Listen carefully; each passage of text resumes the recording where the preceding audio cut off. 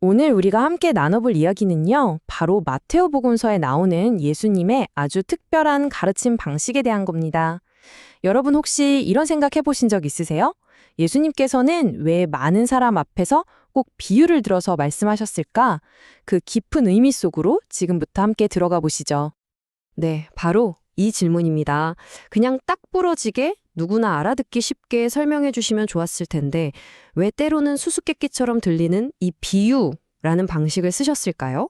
이게 바로 오늘 우리가 함께 풀어가야 할 가장 중요한 궁금증이라고 할 수 있겠습니다. 자, 그럼 먼저 예수님의 가르침이 어떤 특징을 가졌는지, 그리고 성경에서 말하는 비유가 정확히 뭘 의미하는 건지부터 차근차근 짚어보도록 할게요. 여기서 우리가 정말 주목해야 할 점이 있어요. 비유라는 게 그냥 여러 방법 중 하나가 아니었다는 겁니다. 복음서를 보면요, 예수님께서 군중을 가르치실 때는 다른 방법이 아니라 오직 비유로만 말씀하셨다고 강조하고 있거든요. 이 사실 하나만으로도 대체 왜? 라는 질문이 훨씬 더 중요하게 다가오죠. 그럼 비유가 뭘까요? 그냥 재미있는 옛날 이야기? 아니죠. 비유는 그 이야기 표면 아래에 하느님 나라에 대한 아주 깊은 진리와 교훈을 숨겨둔 뭐랄까, 일종의 영적인 보물상자 같은 거예요. 그냥 이야기를 듣는 데서 그치는 게 아니라 그 안에 숨겨진 진짜 보물을 찾아내야 하는 거죠. 자, 여기서부터 정말 흥미로운 지점으로 넘어가 보겠습니다. 예수님께서 비유를 사용하신 게 그냥 즉흥적인 선택이 아니었다는 사실 알고 계셨나요? 이건 사실 아주 오래전부터 계획된 어떤 예언을 이루는 과정이었습니다. 맞습니다. 예수님의 모든 사목 활동이 그랬듯이 이 가르침 방식 하나에도 구약의 예언과 깊은 연결고리가 있었던 거죠. 비유로 말씀하신 것 자체가 어떤 예언을 이루기 위한 필연적인 행동이었다는 겁니다. 과연 어떤 예언이었을까요?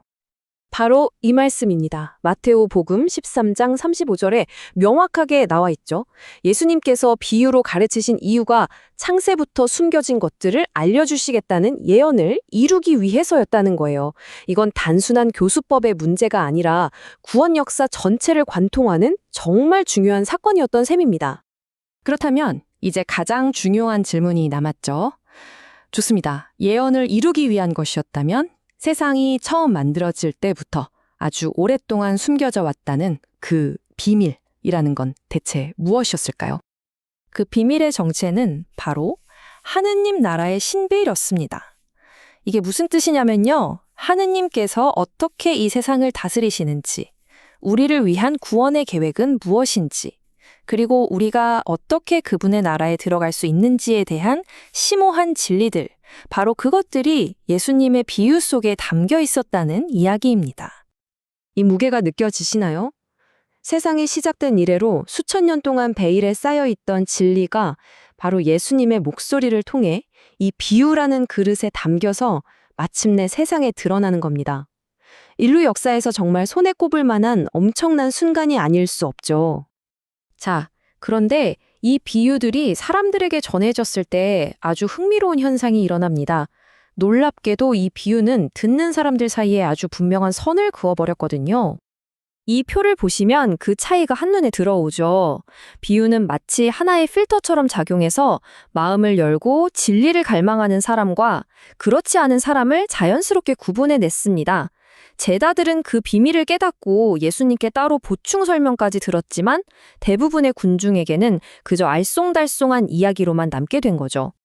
여기서 정말 중요한 점은요, 그들이 깨닫지 못한 게 머리가 나쁘거나 지식이 부족해서가 아니라는 거예요. 성경은 분명히 말합니다. 그들의 마음이 무뎌졌고 귀를 닫았고 스스로 눈을 감아버렸기 때문이라고요. 다시 말해 진리를 받아들이지 않으려는 그들의 의지적인 선택의 문제였다는 겁니다. 자, 이제 마지막으로 숨겨진 진리를 드러낸다는 이 모든 개념을 아주 아름다운 이미지 하나로 정리하면서 오늘의 이야기를 마무리해볼까 합니다. 정말 멋진 표현 아닌가요? 예수님은 오래 숨겨져 있던, 즉 하느님 나라의 진리를 꺼내십니다.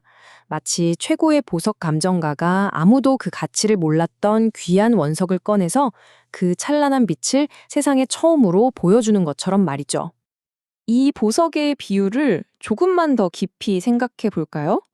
비유라는 이야기는 보석을 담아 보여주는 상자와도 같아요. 누구나 그 상자는 볼 수 있죠. 하지만 그 안에 담긴 영원한 진리, 그 보석의 눈부신 가치와 아름다움을 알아보는 건 오직 믿음의 눈으로 또 열린 마음으로 바라볼 준비가 된 사람에게만 허락되는 특별한 은총인 셈입니다. 결국 이 모든 이야기는 2000년이라는 시간을 훌쩍 뛰어넘어 오늘을 살아가는 바로 우리 각자에게 하나의 질문을 던지고 있습니다. 그저 수수께끼 같은 옛 이야기로 듣고 흘려버릴 것인가? 아니면 제자들처럼 그 안에 담긴 하느님 나라의 보석을 발견하고 기뻐할 것인가? 우리의 마음은 과연 이 진리의 빛을 온전히 받아들일 준비가 되어 있을까요?